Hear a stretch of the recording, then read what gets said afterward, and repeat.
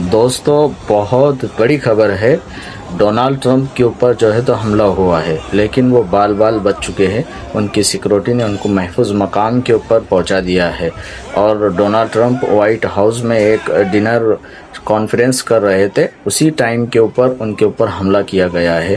और ये हमला बहुत चीज़ों को दावत देता है। यानी कि जब ईरान का एक वक्त पाकिस्तान पहुंचा हुआ था, डोनाल्ड ट्रंप ने कहा था कि किसी भी वक्त हमें ईरान का फ़ोन आ सकता है और हम ये सुलह और सीज़ करवाने के लिए तैयार है और हमारी इसके अंदर बात चल रही है।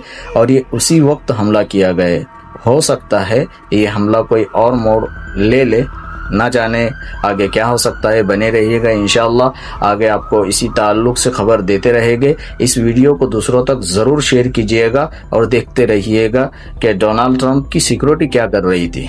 क्योंकि इतना बड़ा यार वाइट हाउस जब गवाही देता है कि हम पूरी दुनिया की हिफाजत कर रहे हैं, हमारे साथ जुड़िए, हम महफूज मकाम पर है और हम आपकी हिफाजतें करेंगे। जिस तरीके से वाइट हाउस कहता है कि हमारे पास दुनिया की बहुत ज़बरदस्त तरीके की टेक्नोलॉजी है और हमारे पास बहुत महफूज मकामात है, जब वाइट हाउस ही इनका महफूज नहीं है तो दुनिया के लोगों की क्या हिफाजत कर सकेंगे और ये अपने लोगों की क्या हिफाजत करेंगे।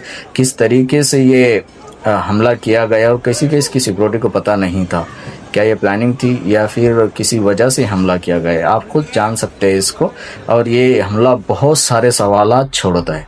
इस वीडियो को दूसरों तक ज़रूर शेयर कीजिएगा। और हाल ही के कुछ घंटों के अंदर ये खबर आप तक मैंने पहुंचाने की कोशिश की है। इस वीडियो को दूसरों तक ज़रूर शेयर कीजिएगा। मिलते हैं इंशाल्लाह इसी ताल्लुक़ से किसी और वीडियो में।